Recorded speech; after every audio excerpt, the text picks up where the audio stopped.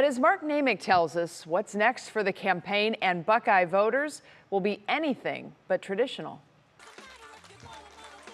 The convention, the final turn in a long race that's supposed to propel the nominee through 2 months of nonstop campaigning marked by big rallies and backed by an army of door knockers. But in this pandemic, with concerns about voter and poll worker safety running high, Democrats are foregoing campaign events, placing resources instead on getting people to vote early by mail.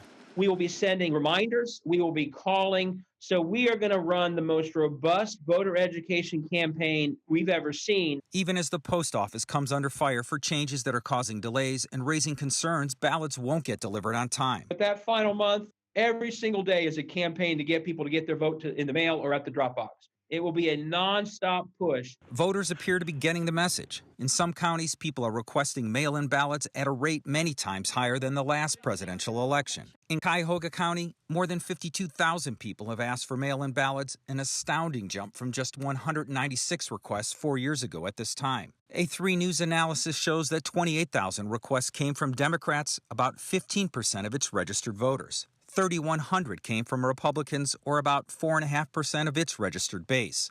Independents requested 20,000, or about 3.3% of those not affiliated with either party. The Cincinnati Enquirer reports similar trends elsewhere, including in Hamilton County, home to Cincinnati, where more than 40 times as many people have requested ballots than at this time 4 years ago. Biden and running mate Kamala Harris are also talking up voting by mail. As for making in-person appearances in Ohio, they are right to err on the side of caution when it comes to in-person visits.